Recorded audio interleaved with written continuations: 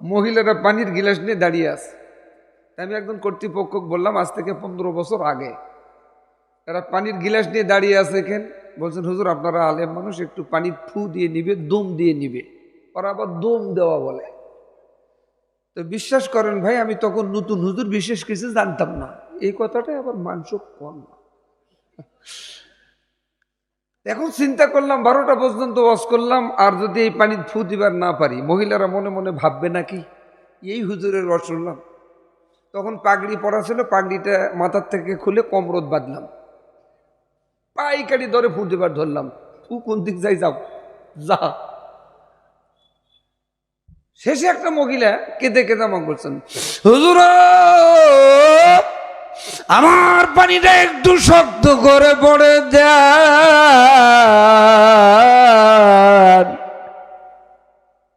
আমি বললাম বোন কাঁদতেছেন কে? বলছেন হুজুর সাথে কি কেউ কান্দে? আমি বললাম বলেন, নির্ভয়ে বলেন কেন কাঁদছেন? বলছেন হুজুর 4 বছর বিয়ে হয়েছে, স্বামীর সাথে আমার বনি বোনা নেই। আপনাদের 5 বিবি মনে হয় এরকম ঘটনা ঘটে না?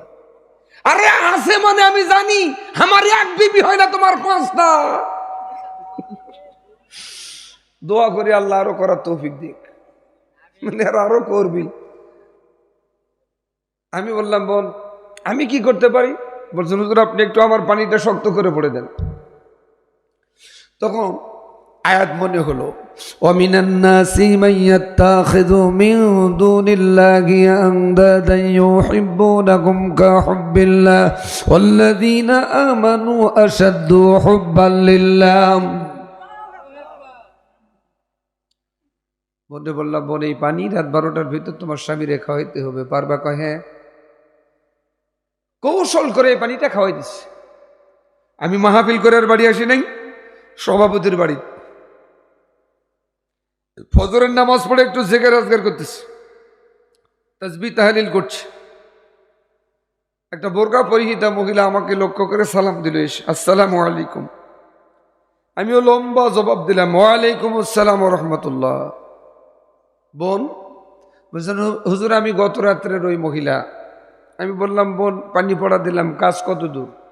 কেঁদে কেঁদে বলে হুজুর আপনার দোয়া আপনি ঘুরে নেন। আমি বললাম বোন কেন? বলেন হুজুর 4 বছরে যতটুকুন ভালোবাসা ছিল আপনার পানি পড়া খাবার পরেও নেও নাই, আপনার দোয়া আপনি ঘুরে নেন। আচ্ছা বলেন ভাইয়েরা, দোয়া করে কি দোয়া ঘুরে নেওয়া যায়? আল্লাহর ওলি হুজুর দোয়া করছেন, যুবক দোয়া করে তো দোয়া ঘুরে নেওয়া যায় না। আমার সে বড় দরজার বড় মাপের একজন হুজুর আছে, তার কাছে যাও, তিনি তোমার জন্য দোয়া করবে। বলুন হুজুর দেখা পাবো কোন জায়গা?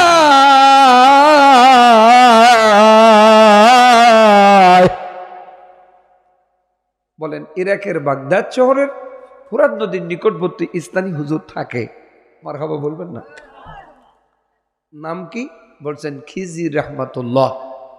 মারহাবা বলেন। উনি চলে গেলেন। আচ্ছা বলেন তো যুবকজি চলে গেলেন কি জন্য?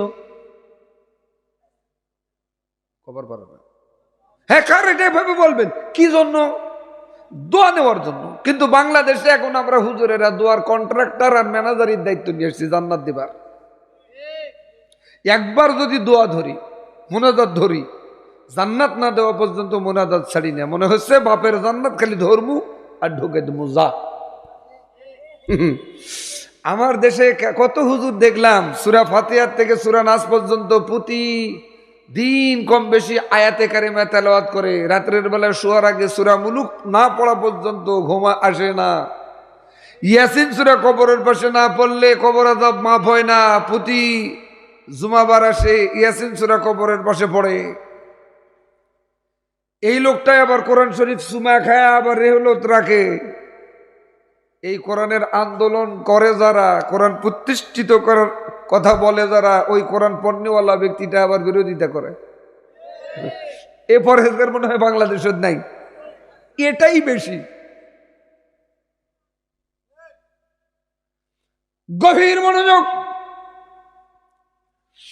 এই যুবক চলে গেলেন, একদিন নয়, 2 দিন নয়, 3 দিন নয়, 7 দিন পার হয়ে যায়। দোয়াপ্রার্থী যুবক অরিজিনাল হুজুরের সঙ্গে তার দেখা হয় না।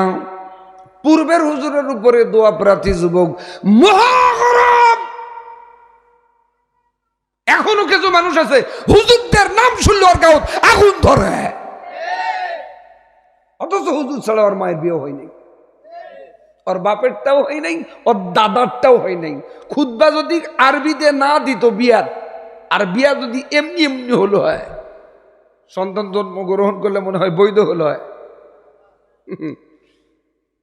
আজকে ওই অবৈধ সন্তানের সংখ্যাটাই বেশি। এই জন্য তো হুজুরদের দেখলে ওদের গাও জ্বলে। মরলেও কিন্তু হুজুর লাগবে, জানাজার সময় তো লাগবে। কিন্তু হুজুরের এখন ভালো ফতোয়া জানে, জানাজার কোনো দোয়া হবে না, নিয়ত শুদ্ধেই পাল্টে যাবে। 8 মাসের একটা বাচ্চা রেখে বউকে বিধবা বানিয়ে প্রকাশ্যে দিবালয়ে ফ্যাসিস্ট তাগুত বাতিলের পক্ষ থেকে দিবালয়ে গুলি করে হত্যা করেছে। হাজির জানাজা কি প্রমাণ করে না হাজি শহীদ? তার তামান্নাও ছিল আমার জন্য শহীদি মৃত্যু আল্লাহ দান করে। শুক্রবারের দিনে গুলি হলো, পরের শুক্রবার দিন মারা গেল। এখানে ওস্তাদজিরা আছে, শুক্রবারে যারা মারা যায় তাদের কবর আযাব হয় না, সুবহানাল্লাহ। আবার শহীদের মর্যাদা, যারা শহীদ তাদের তো কবর আযাব হওয়ার কথা না, ঠিক কিনা? শরীফ বিন হাদিকে আল্লাহ উত্তম শহীদি মর্যাদা দান করুন। কোরআনের আন্দোলন করতে গিয়ে এই স্বাধীন ও সার্বভৌম বাংলাদেশে ফাঁসির মঞ্চকে যারা বরণ করে নিয়েছে, বন্দুকের নলকে ভয় পায় নাই, এই 5 বিবির মাটিতে অনেক ভাই শাহাদত বরণ করেছে। আল্লাহ তাদেরকে উত্তম শহীদি মর্যাদা দান করুন। আমরা দোয়া করছি এবং আমরাও তামান্না কামনা করি, আল্লাহ আমাদের ওই মৃত্যুটা আপনি দিয়েন না। পড়ে থেকে গাও ধাও করে লাভ নেই। যদি মৃত্যু হয় আমাদের শহীদি মর্যাদা যেন আমরা পাই, এমন মৃত্যু আমাদেরকে তুমি দান করে দিও আল্লাহ। জোরে বলেন আমিন। শহীদ হওয়ার একটাই পথ, একটাই রাস্তা, সেটা হলো কোরআনের রাস্তা। এই জন্য দল হলো 2টা, চুজ করতে হবে, চয়েস করতে হবে আপনাকে। উলাইকা হিজবুল্লাহ, একটা হলো আল্লাহ, আর একটা উলাইকা হিজবুশ শাইতান, একটা হলো শয়তানের। আপনি শয়তানেরটা থাকবেন না আল্লাহরটা থাকবেন? নিশ্চয় আল্লাহরটা থাকতে গেলে আপনার উপরে বাধা, জুলুম, নির্যাতন, এরপরে নিষ্পেষণ, এরপরে আপনার জেল, জরিমানা, মামলা, হামলা, পুলিশি হয়রানি, রাজনৈতিক হয়রানি, বিভিন্নভাবে আপনাকে নির্যাতন করবে। এমনকি হকের পথে থাকতে গিয়ে শয়তানের দলের লোকেরা, আবু জেহেলের প্রেতাত্মারা আপনাকে ফাঁসি দিয়েও মারতে পারে। এরপরেও আমরা চুল পরিমাণ ইসলামী আন্দোলন থেকে, কোরআন হাদিস থেকে দূরে যাব না, আল্লাহ তার রাসূল থেকে দূরে যাব। কারা কারা একটু হাত তোলেন তো। লিল্লাহি তাকবীর। আল্লাহ হাতগুলাকে কবুল করুন, বলুন আমিন। কিন্তু দুঃখজনক হলেও সত্য, শয়তানের বাটটা একটু বেশি। এই জন্য 95% মুসলমানের দেশে কিছু আউল বাউল ফাউল বাড়াইছে। এত নর্মাল ঠিক বললে হবে না, 5 বিবির ভাইয়েরা একটু আওয়াজ দিয়ে বলতে হবে, জয়পুরা সদর পর্যন্ত এই ঠিক আওয়াজ পৌঁছাই দিতে হবে। বলেন ঠিক, আরো জোরে বলেন ঠিক, এইভাবে বলবেন। সম্মানিত ভাইয়েরা, এই আউল বাউল ফাউলের নাম হলো আবুল সরকার। কি সরকার? এই আবুল সরকার আমার আল্লাহকে নিয়ে কিছু কুরুচিপূর্ণ কথা বলেছেন, যে কথাগুলো 95% মুসলমানের দেশের মুসলমান বরদাস্ত করতে পারে না। ইউনূস সরকারকে আমরা মোবারকবাদ জানাই, দ্রুত গতিতে তাকে গ্রেফতার করা হয়েছে। এখন তার কাছে আমাদের দাবি, কোনো বিচার হবে না। আমার আল্লাহকে, আমার রাসূলকে নিয়ে বাজে মন্তব্য করবে, 95% মুসলমানের দেশে তার বিচার ছাড়াই ফাঁসির মঞ্চে ঝুলন্ত অবস্থায় থাকতে হবে। সেই ফাঁসির মঞ্চ হবে বাইতুল মুকাররমের সামনে। মাইন্ড করলেন মনে হয়? রাজি আছেন? এমন চূড়ান্ত ফাঁসির মঞ্চ যদি আমরা বাংলাদেশে দেখতে পাই, আমি বিশ্বাস করি ৯৫% মুসলমানের দেশে নাস্তিক আস্তিকদের জন্ম হবে না। আজকে জন্ম নিতেছে এ কারণে যে আমরা কোরআন হাদিস থেকে অনেক দূরে। আজকে কোরআন হাদিস থেকে দূরে যাবার কারণে এই নাস্তিক আস্তিকদের জন্ম হচ্ছে। আল্লাহ এবারে একটা সুযোগ করে দিয়েছে, আলহামদুলিল্লাহ বলবেন না? আরো জোরে বলেন আলহামদুলিল্লাহ। এ কথা আমি বলি নাই, আল্লামা দেলওয়ার হোসেন সাইদি রাহিমাহুল্লাহু তাআলা বলেছেন, এমন একটা সময়, এমন একটা সুযোগ বাংলাদেশে আসবে যে সময়টাতে ইসলামী মোনা দলগুলো এক হবে। আপনারা কি দেখেন নাই? এবারে এক, জোরে বলেন সুবহানাল্লাহ।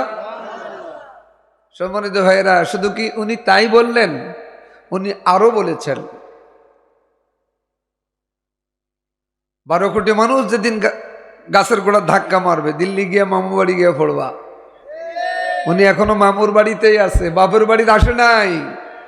বিশ্বাস করেন, আল্লাহকে আল্লাহর কসম করে বলি, পট পরিবর্তন হবেই বাংলাদেশে। সেই দিন মামু বাড়ি থেকে নিয়ে এসে বাপের বাড়িতে ফাঁসির রায় কার্যকর করা হবে। কোনো বাপের বেটা বেটি ঠেকাইতে পারবে না। কথা বলেন ঠিক কিনা? আরো আসতে বলেন ঠিক। ভয় পাচ্ছেন মনে হয়? এই 16 বছরে কম জ্বালাই নাই, আমরা মাউথ পিছে কথা বলতে পারি নাই। এই বড় মানিক ছোট মানিক থেকে আমাদেরকে পালিয়ে যেতে হয়েছে। কোথায় ভিউ বাড়ি, কোথায় আল বাড়ি, কোথায় মাঠ বাড়ি, এই পুলিশ আমাদেরকে কম জ্বালাই নাই। আসলে পুলিশের তো দোষ নাই, উপরওয়ালাদের দোষ। কথা বলেন, কথা ঠিক কিনা? এবারে এমন একটা সুযোগ আসছে, আমরা 54 বছর ধরে মানব রচিত শাসন দেখেছি। এ শাসন দিয়ে সুদ বন্ধ হয় নাই, ঘুষ বন্ধ হয় নাই, জেনা, ব্যভিচার, জুলুম, নির্যাতন, টেন্ডারবাজি, ধোঁকাবাজি, মাস্তানি, সন্ত্রাসী, চাঁদাবাজি কোনোটাই বন্ধ হয় নাই। এমন একটা সুযোগ আল্লাহ করে দিলেন। আগামী দিন আমরা যদি এই 12ই ফেব্রুয়ারিতে এ কোরআনকে পার্লামেন্টে পাঠাইতে পারি, খোদার কসম, মানব রচিত আইন দিয়ে সুদ, ঘুষ, জেনা, ব্যভিচার, জুলুম, চাঁদাবাজি, টেন্ডারবাজি বন্ধ করা যেমন সম্ভব হয় নাই, এ কোরআন যদি পার্লামেন্টে যায় আর সংবিধানের কিতাব হয়, খোদার কসম, সুদ, ঘুষ, জেনা, ব্যভিচার, জুলুম, নির্যাতন, চাঁদাবাজি করার সুযোগ সাহস কোনটাই পাবে না। এ কোরআন পার্লামেন্টে যা, কারা কারা চান একটু হাত তুলে মুসলমান দেখান। নারায়ে তাকবীর, লিল্লাহে তাকবীর। আল কোরআনের আলো, আল হাদিসের আলো, কোরআন সুন্নাহ যে দলে, সুদ ঘুষ যে দলে, নারায়ে তাকবীর। আল্লাহ কবুল করুন, বলুন আমিন। আমি এখন আলোচনায় যাবার চাই। কষ্ট হলো কি আপনাদের? আল্লাহ বললেন, আমার সাথে বলেন, হে ইমানদারগণ। সবাই বলেন। এই ওয়াজটা করতাম না যেহেতু কবরের পাশে। বলেন, হে ইমানদারগণ, ভয় করো আমাকে, ততক্ষণ পর্যন্ত কবরে আসিও না, পুরোপুরি মুসলমান না হওয়া পর্যন্ত। কে বললেন? আরো জোরে বলেন। এই জবান দিয়েছেন কে? তা আল্লাহ দিলে। আল্লাহ শব্দটা বলতে কি আপনাদের এত কৃপণতা কেন? বলেন আল্লাহ। এ আল্লাহকে আল্লাহ বলে যখন ডাক দেই, এত ভালো লাগে, এত মধুর লাগে। অন্য কোনো ডাকে এত ভালো লাগে, এত মধুর লাগে? আপনি প্রতিদিন তো গান শুনেন, ও কি গাড়িয়াল ভাই, বেদের মেজোস না, আসি আসি বলে কথা দিয়েছে ফাঁকি, আছে না গান? এই গানগুলো না এখন ড্যাম হয়েছে, চলে না। কিন্তু সূরা ফাতিহা তো সেই থেকে চলতেছে আজ পর্যন্ত, কিয়ামত পর্যন্ত চলবে। কাক কাক ভালো লাগে না? হাত তোলেন তো। আলহামদুলিল্লাহ বলবেন না? আলহামদুলিল্লাহি রাব্বিল আলামিন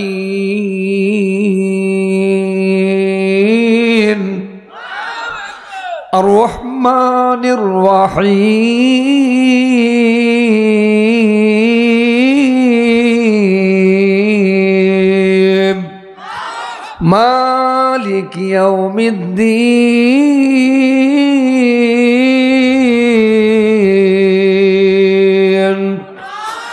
ইয়্যাকা إياك نعبد وإياك نستعين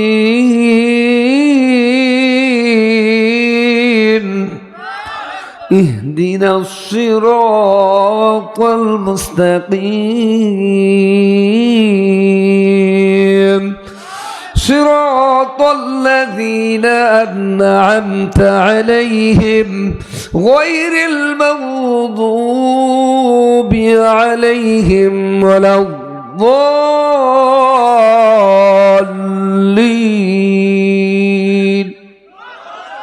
আরো জোরে বলেন এই সূরা ফাতিহা কি আপনাদের খুব খারাপ লাগলো?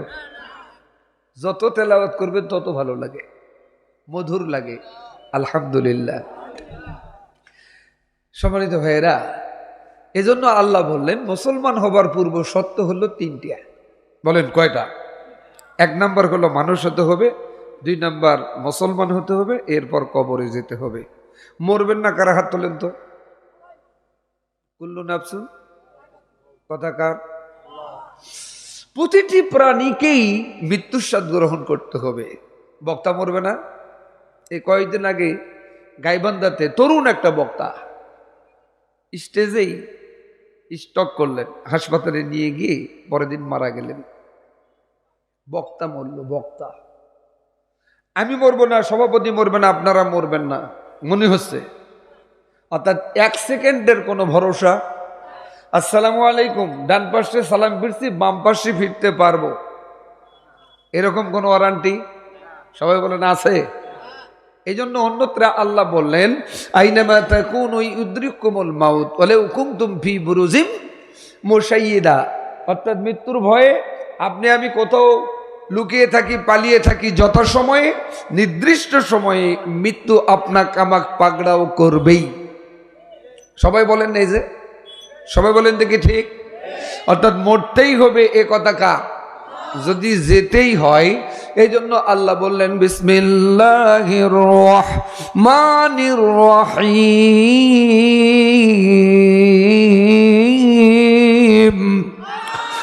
ইয়া আইয়ুহাল্লাযীনা আমানু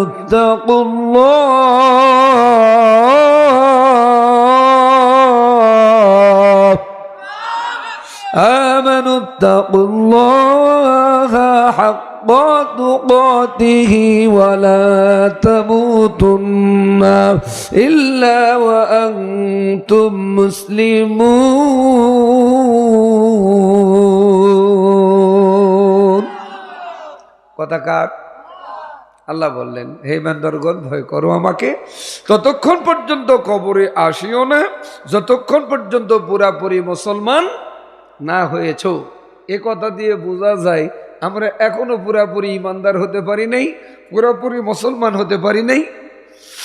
এই জন্য আমাদেরকে কবরে যাওয়ার জন্য নিষেধ করছেন কে? হতেই হবে মুসলমান। কথা কার? কিন্তু মুসলমান হবার পূর্ব শর্ত হলো তিনটা।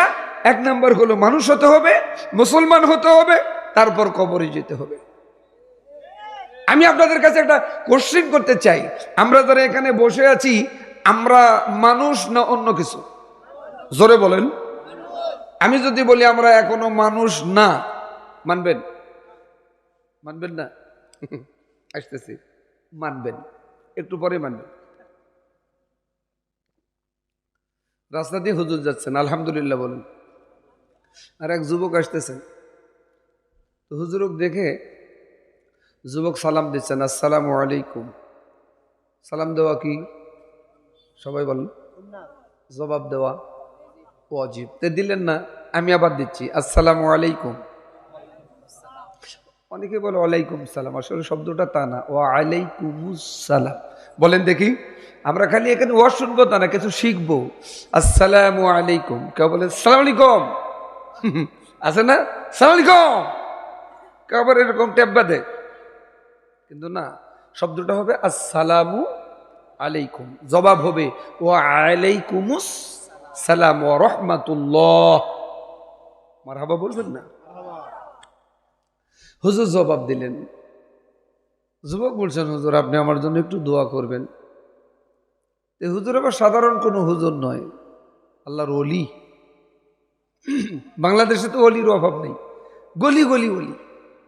নামাজ পড়ে না, এক ওয়াক্ত গাঁজা খায় 5 ওয়াক্ত, এ অলি নাই।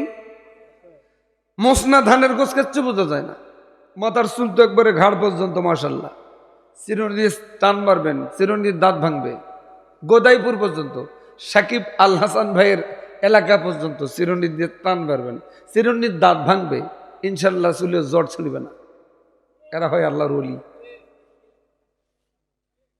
বাংলাদেশেও ওলি আমরা পাইছিলাম, তারে আমরা হারাইছি। তিনি আর কেউ নন, তিনি হলো বিশ্বনন্দিত মুফাসসির আল্লামা দেলোয়ার হোসেন সাঈদী। 25-30 বছর পূর্বে যে কথাগুলো বাংলাদেশের ভাগ্যাকাশকে নিয়ে বলেছেন, হুবাহুবু তাই হচ্ছে। কতটা খুলুসিয়াত থাকলে এমন কথা বলবে, আর ওই কথাগুলো বাংলাদেশে হুবাহুবু ঘটবে। আমি বিশ্বাস করি আগামী দিন আরো ঘটবে। বাকি কিছু আছে, সেটা ঘটবে ইনশাল্লাহ। বিশ্বাস করেন না? এতে উনি আল্লাহর ওলি, এতে কোনো সন্দেহ আছে কি? এই জন্য আল্লাহর ওলি যারা হয় তাদের ভয় দুনিয়াতেও থাকে না, আখিরাতেও থাকে না। আল্লাহ কোরআনুল কারিমে বলেন, আলা ইন্না আউলিয়া আল্লাহি লা খাউফুন আলাইহিম ওয়ালা হুম ইয়াহজানুন।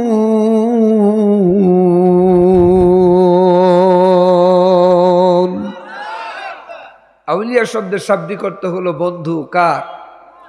আমরা কি আল্লাহর বন্ধু হতে পারি না? হ্যাঁ পারবো, যদি সিদ্ধান্ত নিতে পারি 5 ওয়াক্ত সালাত এবং তাহাজ্জুদের নামাজ কোনোভাবেই কাজা করব না। আপনিও আল্লাহর বন্ধু হতে পারবেন। রাজি আছেন? আল্লাহ কবুল করুন। তো হুজুর জবাব দিলেন, দোয়া চাইলেন যুবক, হুজুর একটু দোয়া করেন। হুজুর দোয়া করে দিলেন, যা আল্লাহ যেন তো মানুষের মতো মানুষ বানিয়ে দেয়। একটু জোরে বলেন না সুবহানাল্লাহ। কিন্তু এই যুবক ডাক দিয়ে বলেন, হুজুর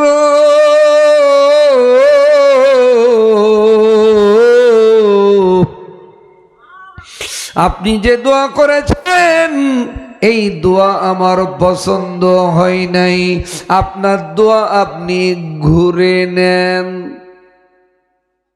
বলেন দোয়া করে কি দোয়া ঘুরে নেওয়া যাবে? আজকে সভাপতি হুজুর, সভাপতি কি ঘুরে নিয়ে যাবার পারবে? কথা কয় না। একটা কথা বলবো, কাউরে যদি না বলেন বলি, বলবো, কিন্তু শর্ত আছে, কাউরে বলা যাবে না। আমার উপর কি রাগ করতেছেন? জোরে বলেন, রাগ করতেছেন? কথাটা হলো এই, আমি এক জায়গার থেকে দোয়া ঘুরে নিয়ে এসেছি। এই কথাটা কাউরে বলবেন না, শুধু 5 বিবির মানুষ, আমার ভালোবাসার মানুষ, মিডিয়াও বলবে না আশা করি। আমি বিশ্বাস করি আর কি বলবো। মাহফিল শেষ করে 12টার পর মহিলারা পানির গিলাস নিয়ে দাঁড়িয়ে আছে। আমি একজন কর্তৃপক্ষক বললাম, আজ থেকে 15 বছর আগে এরা পানির গিলাস নিয়ে দাঁড়িয়ে আছে। এখানে বলছেন, হুজুর আপনারা আলেম মানুষ, একটু পানি ফু দিয়ে নিবে, দম দিয়ে নিবে। ওরা আবার দম দেওয়া বলে। তো বিশ্বাস করেন ভাই, আমি তখন নতুন, হুজুর বিশেষ কিছু জানতাম না। এই কথাটাই আবার মাংস কম না। এখন চিন্তা করলাম 12টা পর্যন্ত ওয়াজ করলাম, আর যদি এই পানি ফু দিবার না পারি, মহিলারা মনে মনে ভাববে নাকি এই হুজুরের ওয়াজ শুনলাম। তখন পাগড়ি পরা ছিল, পাগড়িটা মাথার থেকে খুলে কমরত বাঁধলাম, পাইকারি দরে ফু দিবার ধরলাম। ফু কোন দিক যাই, যাও যা। শেষে একটা মহিলা কেঁদে কেঁদে আমাকে বলছেন, হুজুর আমার পানিটা একটু শক্ত করে পড়ে দেন।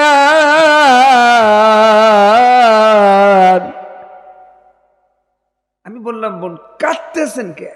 বলছেন, হুজুর সাথে কি কেউ কান্দে?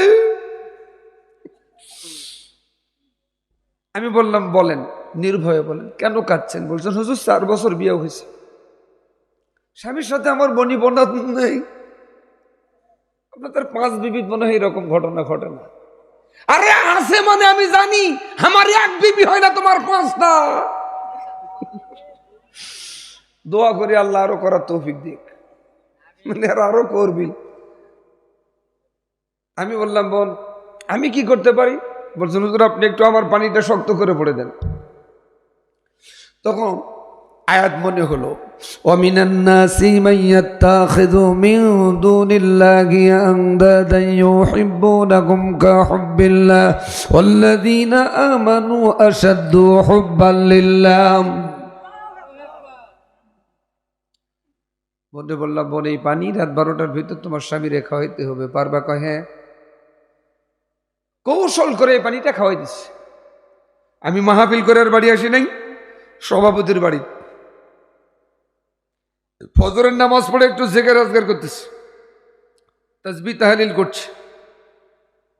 একটা বোরকা পরিহিতা মহিলা আমাকে লক্ষ্য করে সালাম দিল, এসে আসসালামু আলাইকুম। আমিও লম্বা জবাব দিলাম, ওয়ালাইকুম আসসালাম ওয়া রাহমাতুল্লাহ। বোন বলছেন, হুজুর আমি গত রাত্রের ওই মহিলা। আমি বললাম, বোন পানি পড়া দিলাম, কাজ কত দূর? কেঁদে কেঁদে বলে, হুজুর আপনার দোয়া আপনি ঘুরে নেন। আমি বললাম, বোন কেন? বলেন, হুজুর 4 বছরে যতটুকুন ভালোবাসা ছিল আপনার পানি পড়া খাবার পরেও নেও নাই, আপনার দোয়া আপনি ঘুরে নেন। আচ্ছা বলেন ভাইয়েরা, দোয়া করে কি দোয়া ঘুরে নেওয়া যায়? আল্লাহর ওলি হুজুর দোয়া করছেন, যুবক দোয়া করে তো দোয়া ঘুরে নেওয়া যায় না। আমার সে বড় দরজার বড় মাপের একজন হুজুর আছে, তার কাছে যাও, তিনি তোমার জন্য দোয়া করবে। বলুন, হুজুর দেখা পাবো কোন জায়গা?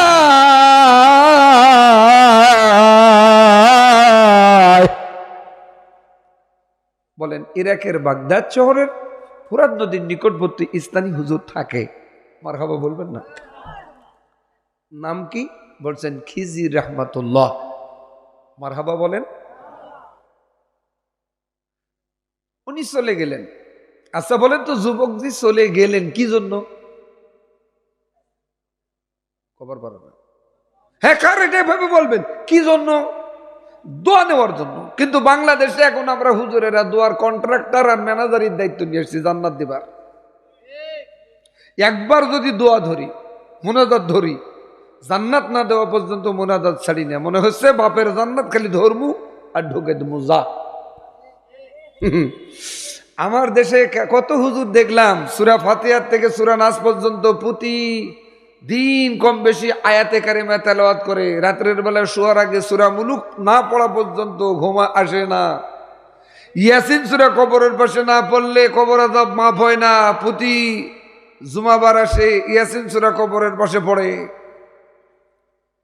এই লোকটাই আবার কোরআন শরীফ সুমা খায়, আবার রেহলত রাখে। এই কোরআনের আন্দোলন করে যারা, কোরআন প্রতিষ্ঠিত করার কথা বলে যারা, ওই কোরআন পণ্যওয়ালা ব্যক্তিটা আবার বিরোধিতা করে। এ পরহেজগার মনে হয় বাংলাদেশের নাই, এটাই বেশি। গভীর মনোযোগ। এই যুবক চলে গেলেন, 1 দিন নয়, 2 দিন নয়, 3 দিন নয়, 7 দিন পার হয়ে যায়। দোয়াপ্রার্থী যুবক অরিজিনাল হুজুরের সঙ্গে তার দেখা হয় না। পূর্বের হুজুরের উপরে দোয়াপ্রার্থী যুবক মহাগরম। এখনো কিছু মানুষ আছে হুজুরদের নাম শুনলে ওর গায়ে আগুন ধরে, অথচ হুজুর ছাড়া ওর মায়ের বিয়ে হয় নাই, ওর বাপেরটাও হয় নাই, ওর দাদারটাও হয় নাই। খুতবা যদি আরবিতে না দিত বিয়ার, আর বিয়া যদি এমনি এমনি হলো হয়, সন্তান জন্মগ্রহণ করলে মনে হয় বৈধ হলো হয়। আজকে ওই অবৈধ সন্তানের সংখ্যাটাই বেশি। এই জন্য তো হুজুরদের দেখলেই ওদের গাও জ্বলে। মরলেও কিন্তু হুজুর লাগবে, জানাজার সময় তো লাগবে। কিন্তু হুজুরের এখন ভালো ফতোয়া জানে, জানাজার কোনো দোয়া হবে না, নিয়ত শুদ্ধেই পাল্টে যাবে। বলেন যে রকম মুসল্লি, বলেন বলেন আমার সাথে বলেন, যে রকম মুসল্লি ওই রকম জানাজা।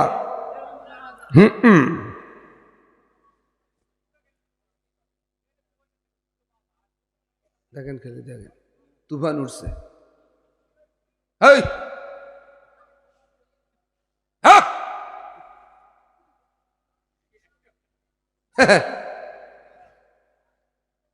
কিছু সেন্টু দেওয়ানি কিন্তু রাস্তা ঘুরতেছে।